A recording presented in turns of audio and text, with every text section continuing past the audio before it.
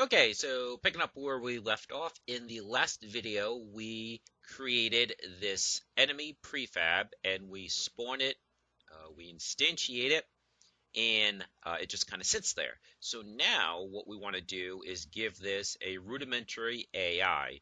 Now, Unity has some built-in pathing systems, but it uses the X, so the horizontal, and the Z axis. Well, since we have the entire map flipped onto the y-axis and we're not using Z, then we really can't use it in this version, but that's okay. Because of the basic nature of this game, we don't need anything really intense like that. But just so you know, there is a built-in, more advanced way of doing enemy AI. Maybe I'll do a separate video for that sometime.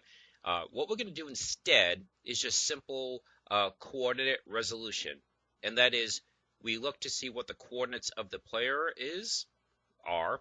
We look to see what the coordinates of the enemy are, and then we simply adjust accordingly. So if the enemy has a smaller x value than the player, then it gets a positive velocity. If the enemy has a greater x value than the player, then it'll get a negative velocity. Same for the y. If it's above it, it'll move down. If it's below it, it'll move up. So you're talking simple coordinate resolution, as I call it, and it's simply applying a velocity to compensate for that difference. So that means we need two things. One, we need to know the player's coordinates, the player character coordinates, which we don't yet.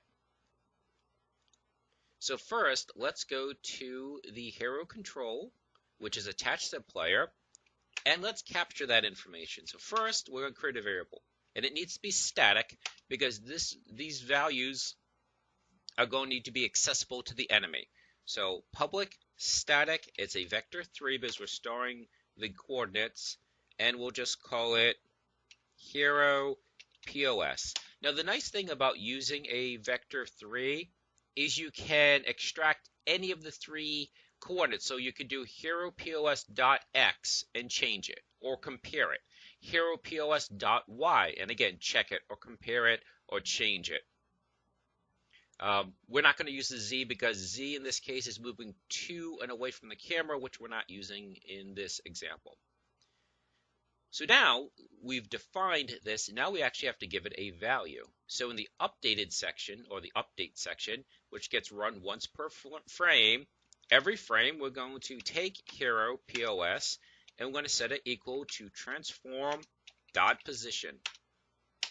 What's transform.position? Transform.position is the position of the object that the script is attached to, and it's defined as such because if you click on an object, you'll see it's got a transform coordinate, and part of the it's got a transform component, because each of these sections are called components. It's got a transform component, and part of the transform component are the positions. Therefore, transform.position grabs those coordinates of the object this script is attached to. Great, so now we are capturing the player's position each and every frame. So now what we need is a new script. So create C#, and we'll call this enemy AI, although it's really kind of, it's a bit of an exaggeration to call it artificial intelligence. So what we do is we take that prefab and we attach the new script to it. And we go ahead and we open up that script. All right, so similarly, we need the coordinates for the enemy.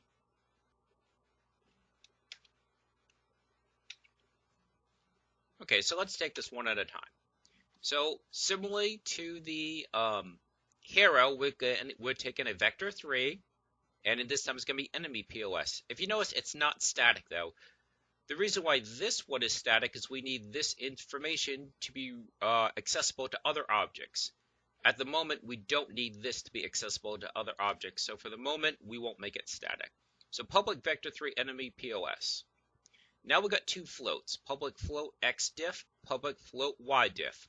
These are going to be used to see what the difference is, as the name suggests, from the x and y coordinates of the player versus the X and Y coordinates of the enemy. So basically,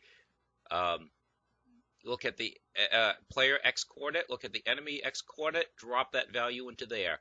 Look at the player Y coordinate, the enemy Y coordinate, drop that value into there.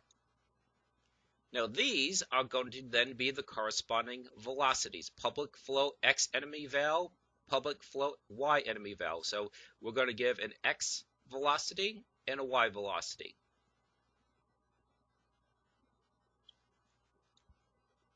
So far, so good. Now in the update section, every single frame, we want to look at the position of the enemy, and we need to look at the position of the hero and compare them.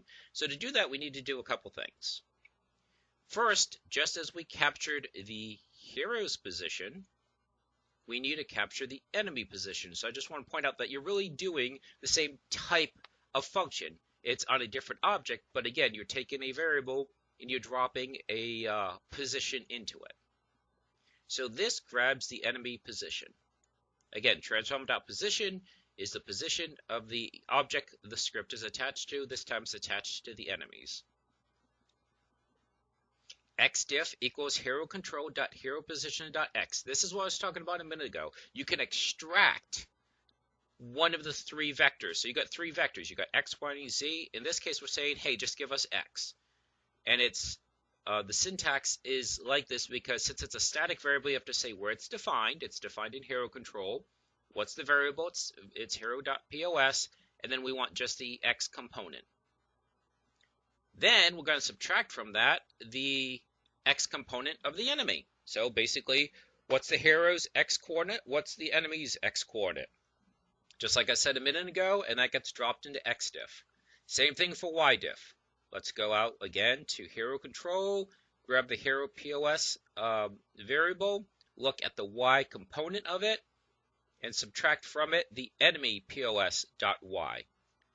So we're capturing the enemy position, comparing it to the hero, dropping it into two variables. Now we have to start doing something with it. So, 4 if statements. Pretty straightforward. If xdiff is greater than 0, then we're going to give the enemy a positive 2 velocity. And this is completely and utterly arbitrary. You can make the enemy go whatever speed you want. Since the character is going to be surrounded by enemies, you probably don't want them to go too fast, so that might be a little bit too fast. But that's a game balance issue. Next one, very similar. If xdiff is less than 0, then you want to give a negative 2 enemy velocity. So in other words, so x is too small, you need to increase it.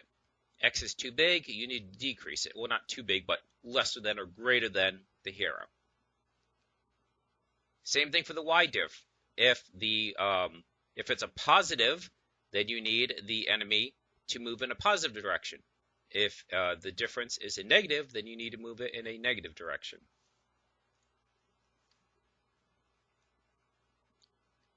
Now we just need to take these and drop them into a statement that applies it to this object. So, get component, rigid body, dot velocity equals new vector 3, x enemy val, y enemy val, 0. So, get component rigid body. The rigid body is a component of the enemy object that this script is attached to. So, there's the enemy object. There's a rigid body. It's a vector. We're changing the velocity. Velocity can be 3 different axes, x, y, and z. So as we said, that's the one for the x, that's the one for the y, and nothing is moving on the z axis. It's consistent. Keep in mind, this is velocity, not position. So this is relative to wherever it currently is. And that should do it. Let's see if I made any mistakes. No errors yet. So when the enemy spawns, as you can see, it's coming after me. And the other one's coming after me. Now a few things are probably too fast because they look to be moving almost exactly the same speed as me. But this is a start. They are now chasing me.